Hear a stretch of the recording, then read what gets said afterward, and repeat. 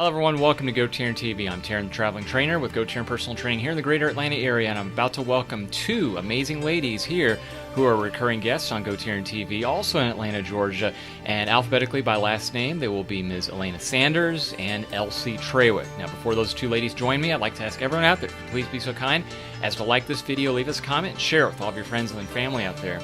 As you know, Alana Sanders is the authority on fitness and group exercise and workouts, and let's face it, she is Get Pulsed. That's right, she's guest spoken for me at Georgia State University. She's going to be on here talking some fitness with us. And Elsie Trawick's also guest spoken with me at Georgia State University, and she is of Elsie Trawick Wellness, and she's going to be on here kind of hitting the nutritional wellness portion of today's show, and we're going to kind of synthetically blend both of those today here and hit that on a fitness and nutrition topic all together combined in our conjoined show. So how cool is that? We're going to have, again, Alana and Elsie right here on GoTarryn TV in a three-way conference here in a panel format. So come on back and check that out. And remember, with GoTarryn Personal Training, it's your time, it's your investment, it's your life. We'll be right back.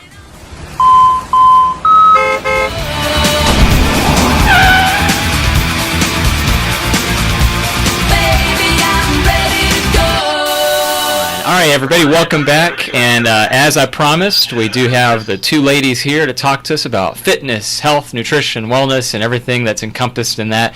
And so starting alphabetically with last name first, we have Alana Sanders of Get Pulsed, and then we also have Elsie Trawick Wellness. Ladies, how are you doing today? Awesome. Wonderful. Well, hey, thank you again. I appreciate both of y'all's flexibility of being able to come out here, and I'm really excited to talk to both of you because it's good to catch up with you. I haven't chatted with y'all really since post-health fair we had last month over at Fit to the Max studio in Roswell, so that was a lot of fun, and I think I asked this before we were recording, but that was the first time you ladies had met in person, correct? Yes. Cool. Well, there's a lot of things that you have in common with each other. I'll tell you right now to start with. So one of the things you both coming out so graciously, taking your time out to devote teaching and lecturing at Georgia State University at my class separately several times. I really appreciate that. I'm in debt and gratitude. And you've come on here many times before to do this video blog with me, and I thought it'd be really neat because as I mentioned before recording, kind of in preparation, many people could argue that you've got the component of fitness and health and wellness, and the two big things that go into that, I guess, would be exercise and diet, or nutrition and working out, or fitness and eating right?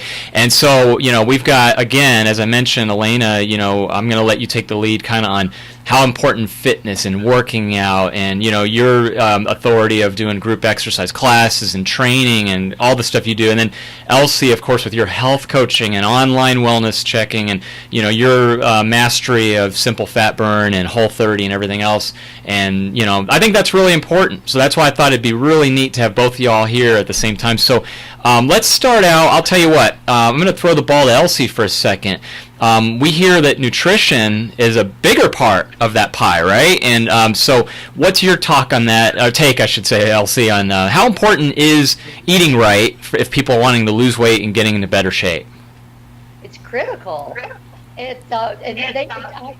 don't want to diminish exercise at all because I think they really are complementary and go hand in hand together. Yep. But you can maintain a stable weight by eating a healthy diet and not necessarily burning out yourself by going to the gym multiple times a day or really pushing the exercise to maintain a stable weight. You can do that through eating a healthy whole foods diet. Mm-hmm. And it's critical to, again, eat whole foods, eat real food, not the protein bars, living right.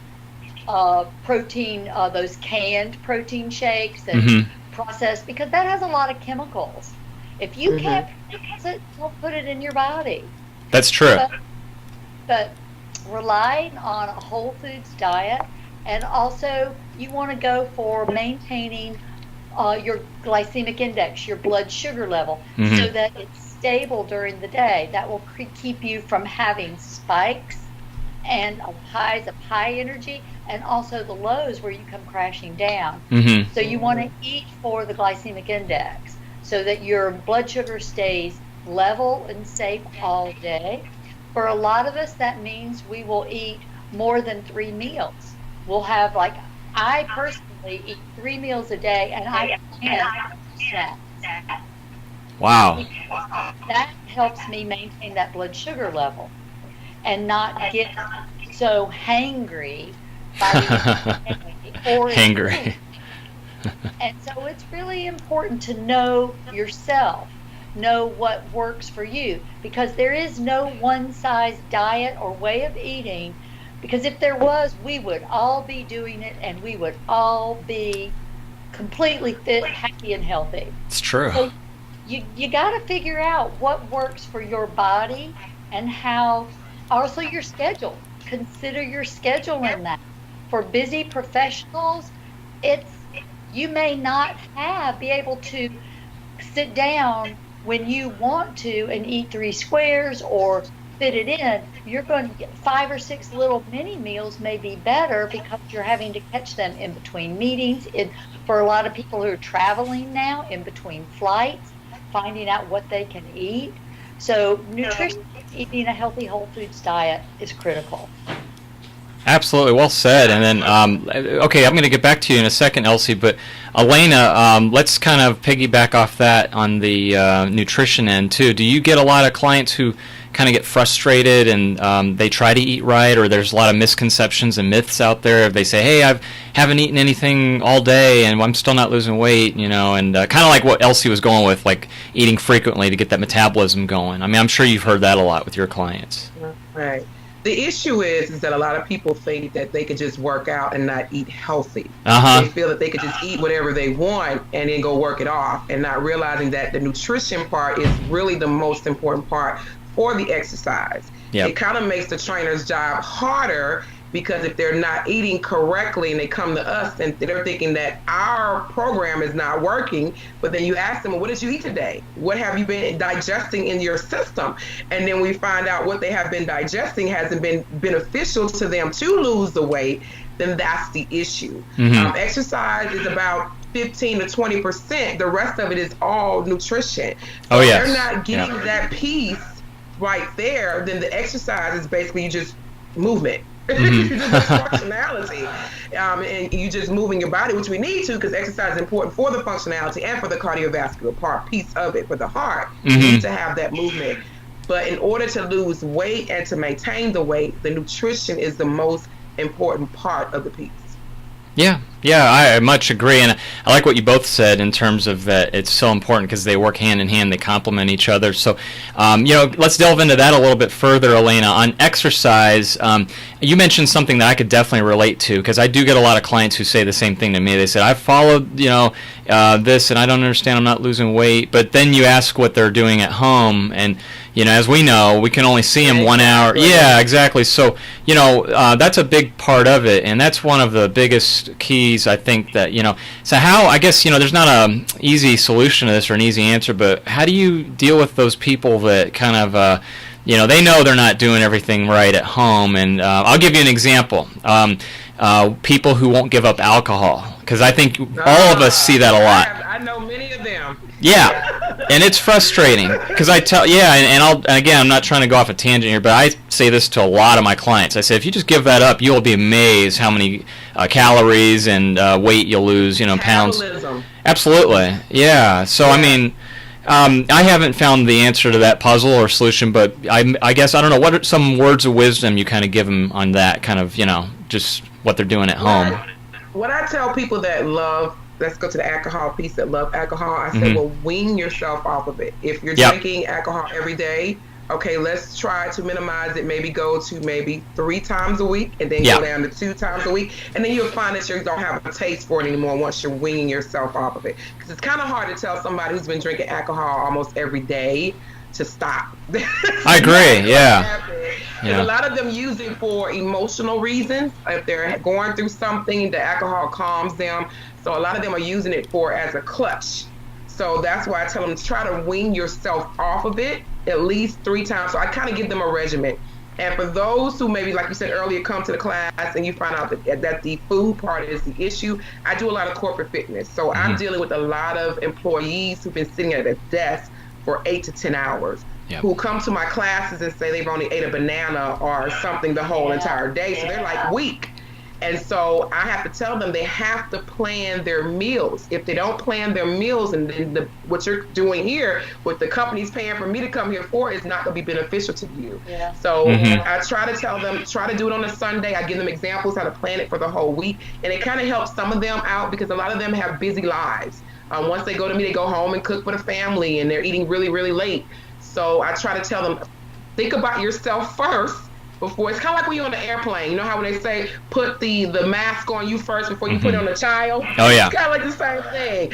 Take care of yourself first before you go and take care of that family, because if you don't take care of yourself, then you're not beneficial to the family. Yeah, good analogy there. Elsie, I'm going to go back to you for a second. What Elena just said about eating sometimes and drinking out of emotion. I imagine with your clients, Elsie, you probably see that a lot. I'm just assuming that sometimes emotion. Gosh, huge. We have incredible attachments to food. Oh yeah. When you look how many rituals we have around it for holidays. A lot of us have comfort foods that we go to when we're stressed or angry or lonely. A lot of us eat and drink because we're lonely. Or we have been sitting all day at a desk in front of a computer. Our mind has been churning away, and we get up and stand up, and we immediately think, oh gosh, I'm hungry, I'm thirsty. Right. Water and a walk, we go to the machine and get a soda or a juice beverage and something to eat. And then we stand and we may talk to people, but then we go right back to our desks. So also with it is behavior modification, changing. And this goes to weaning yourself off alcohol. I did that. I decided I didn't need to drink. I used to pour a glass of wine while I fixed dinner when I got home. This was when I was a busy paralegal, and I was working for a large international law firm, and I traveled a lot, and I worked long hours. I would come home, I would take the dog for a walk, I would pour a glass of wine, and start fixing supper. And of course, this would be 7:30, 8 o'clock when I started fixing dinner. Sometimes somebody would call, I'd pick up the phone, I might have a conversation, I'll not eat, pour another glass of wine. So before you know it, I wasn't even hungry for what I'd eaten before I filled myself up on wine. So I realized very quickly, it's like this scenario has to change, because I was also waking up dull in the morning. And I was like, I can't do this anymore. So I quit drinking during the week. And you would have thought I was one of those commercials where the refrigerator was just sucking me to it. And I realized it was an emotional tie. The wine I wasn't drinking the wine for the taste or anything. It was sugar. It made me feel the sugar. It was letting me know I could stop. It was the emotional tie. So when I talk to my clients about what emotional ties they have with food, we go through. I ask them to track everything they eat. With our initial conversation, I ask them, what are your favorite foods?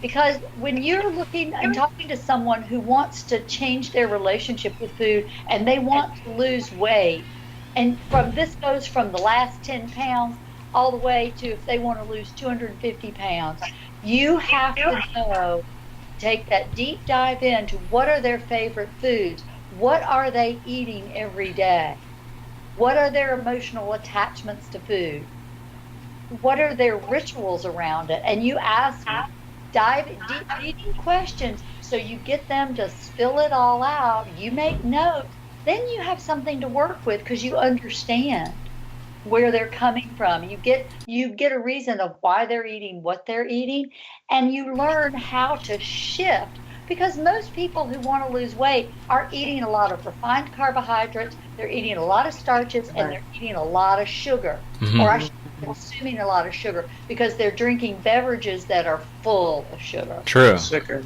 And sugar is a drug, and sugar is addictive. Yes. One of my wake-up calls was one morning, and this was when I was a paralegal. I was working, and by 10 o'clock in the morning, I had three canned Diet Pepsis. Oh. Oh, wow. Wow. And I was like, you know what? This has got to stop. So I switched to iced tea. Unfortunately, it was sweet tea, but I got off the beverages. I got off the soda. Got onto something that was a bit more healthy, iced tea. I would stop at the Chick-fil-A, get off MARTA, coming into Peachtree Center, and I'd get that large sweet tea. And I would drink that. But that was my first change. Mm-hmm. Then I realized, I got to get off sugar. So I started getting them half and half. Mm-hmm. Then eventually I got to where I could get 0 sugar.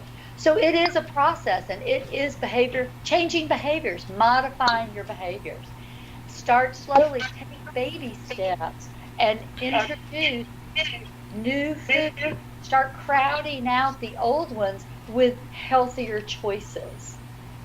I like that, and you both said something that really co-aligned very similarly to each other. You both used the words progression, and Elsie, you just said baby steps. Alana, when you referred to people cutting back on alcohol, you didn't just say cold turkey. And I totally agree with that philosophy on both y'all. That whenever I'm working with my clients, it is truly a baby step, incremental kind of progress that they have to do. They can't just snap their fingers and then change overnight. I think that's a big problem that we all see from a lot of our clients that we work with. So kind of shifting it towards the workout end there, like Elaine, I'll throw this to you because I bet you've seen this as well. You get that client who's real motivated, type A, okay, I haven't done anything for 6 months, but I'm going to work out every day. I'm going to do 6-7 days a week. Let's do this.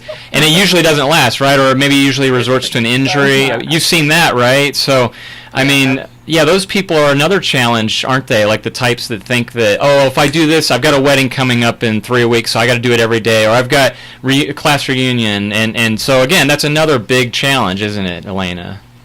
It's a huge challenge. What's so funny? I'm glad you said that. I just had a client that said, "My birthday's in 2 weeks." Yep. I said, "And?"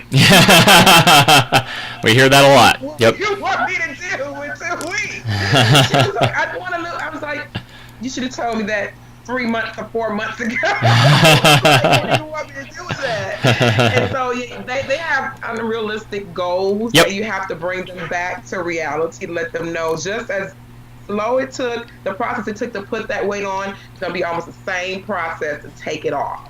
And you have to have the patience. So I have to put that in their mindset, because they're looking at all of these gimmicks that are on television, that are on social media, that I can lose weight quick, or I can go to Dr. Curves and get it cut out. So they're looking at all these different things and thinking it's going to happen overnight, and realizing it does not happen overnight. The reality is it does not happen overnight, and you have to constantly drill that in their heads to get that in their head. Mm-hmm. Yeah, very true. And same thing, right, Elsie? Like with your clients too, when you're doing your health coaching, you see that too. You look at some of the advertisements for some of these diets, and what they show in the advertisements are what people like to eat: pizza, pasta, ice cream, desserts. And they're thinking, oh my gosh, I can still eat all my favorite foods and lose weight. But what they don't realize is the portions are tiny. Tiny, yeah. And those foods are laden with chemicals. Mm-hmm. Yep. And not realizing that everybody's body type is different too. The blood type, everything is different. I mean, they're not realizing that. Yeah, it is a lot of that. But and then when they get off, they say they buy the food, they buy the product, they buy into it, and they do lose the weight. Mm-hmm. They get down. But when they no longer are buying that food and they go to eat, they haven't learned portion control. They haven't learned what's good for their body. And you go out to eat, and the portions are tremendous. Yeah, tremendous. And that's enough food for at least 2 or 3 meals. Mm-hmm. So you've got to look. Not only is it what you're eating, it's what you're doing.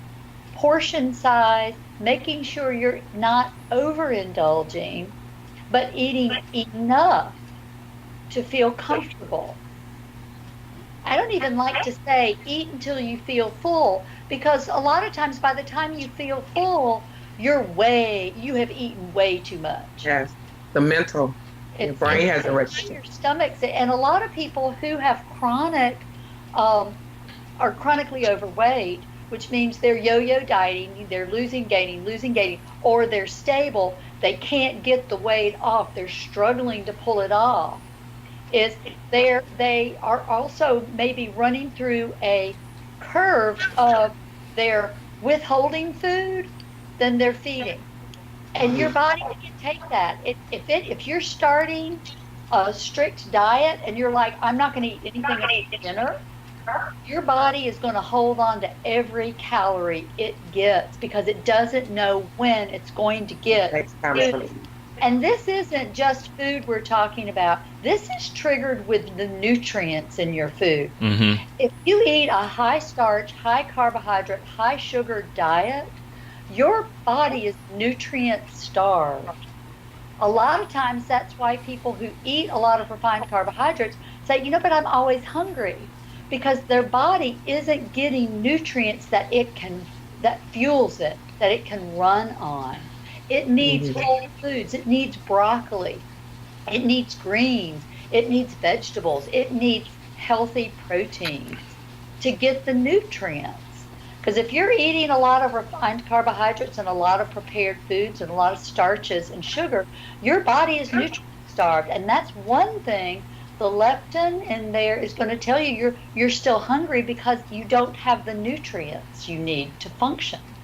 Mm-hmm. Mm-hmm. And so, and people who say, I talked with a woman the other night, she's like, I really don't understand why I do some little snacks during the day and then I eat a healthy dinner.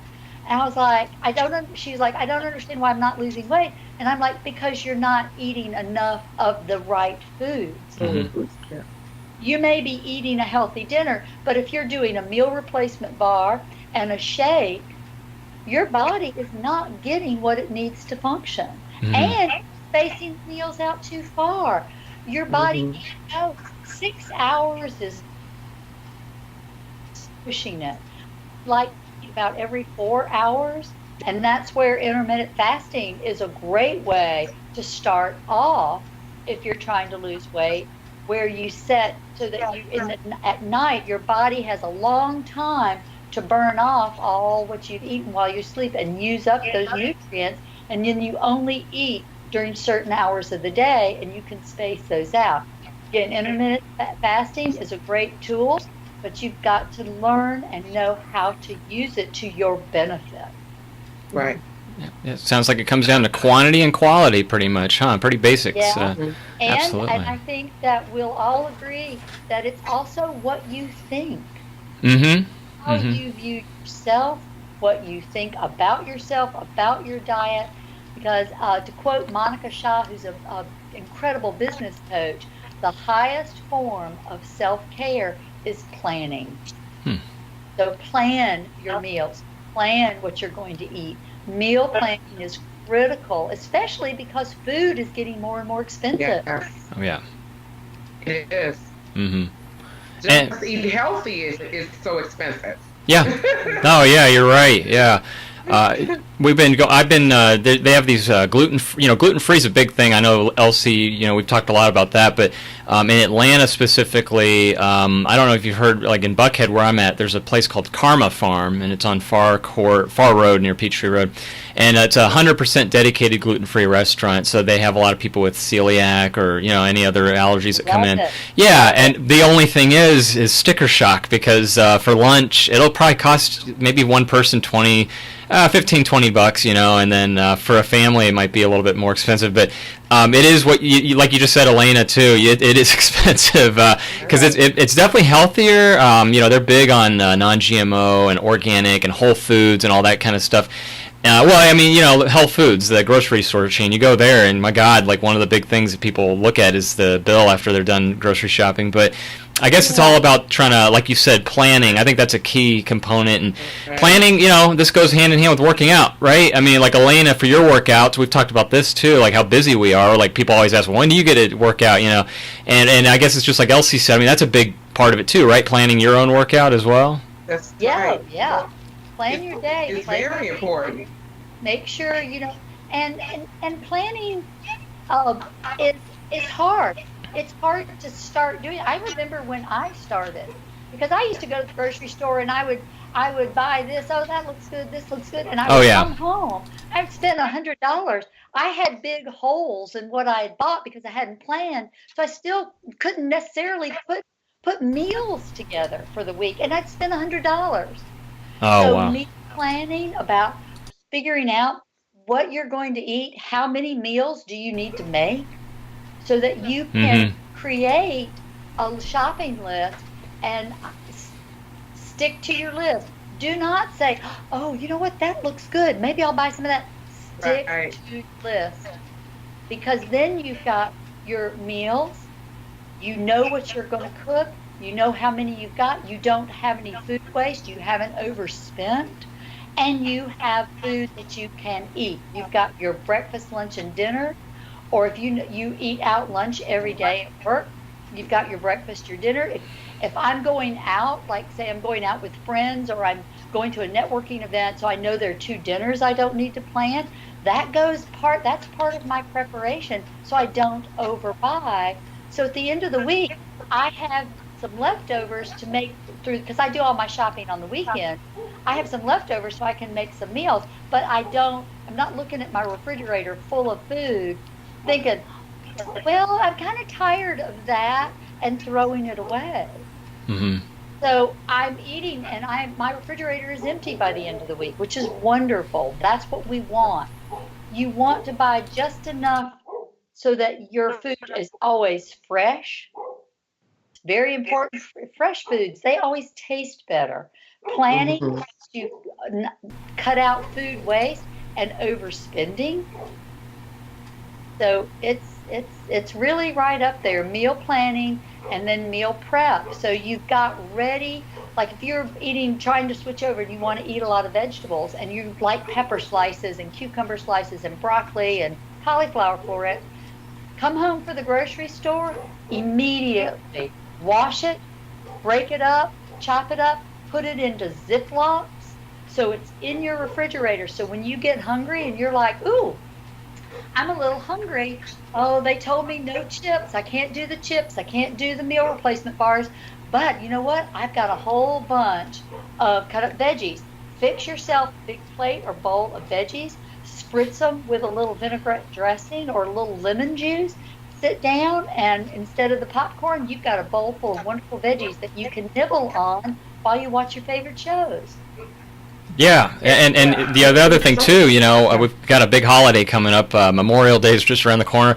That's a big, you mentioned this earlier, Elsie, about emotional ties and linking things to holidays and occasions. So Memorial Day, what that looks like, and Elena, we hear this too from our clients all the time, is I'm going to pig out, grill out, and I'm not going to have time to work out because we're going to be visiting family or going to be hanging out. So I guess, I think we've got a challenge for all the people listening and watching out there. The 2 big things they need to do this weekend for Memorial Day is and it's pretty tempting, but try to get their workout in, at least 2 or 3 of the days of the weekend, right? And then also, no excuses, try to eat healthy, even if they're at a big grill out or a barbecue place, right, for their Memorial Day holiday. That's our challenge. What people need to realize is that this is a lifestyle. It's not something you just, okay, I'm going to do it this week and I'm not going to do it anymore. I'm just going to do it enough to get in this dress. I'm going to do enough to go to this wedding. It is a lifestyle. And when you make it a part of your lifestyle, it's not something like a hobby because it's a part of you. Even when you go out to eat, you're going to pick the right things because it's a part of your lifestyle. You made a decision that you want to live a healthy life, that you have goals, that you want certain things to only go into your body. So once you make up in your mind, that mental part is very important when it comes to health and exercise. Once you make it up in your mind that this is what you want to do, then it becomes a part of you. And that's what it is. You have to say, this is my lifestyle. Very well said. Well, I will chime in on that. I totally agree. Take the word diet out of your vocabulary. Go with lifestyle, because once that's what it should be. You need your thought patterns, your actions. It's what you think, what you do, and what you eat.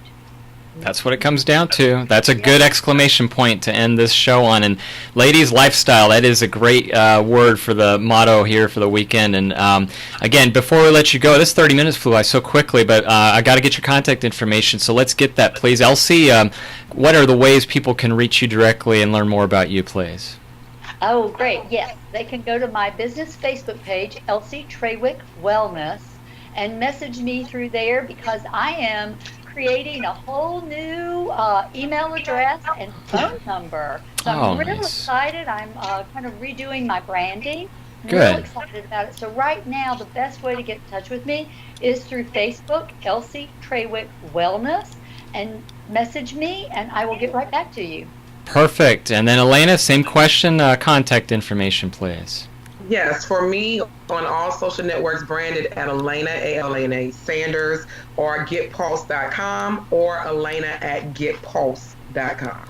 Perfect. All right, we'll get that on the screen when we fade to black. I want to thank both you ladies for an awesome show, like always. You both always over-deliver, and I really appreciate your time.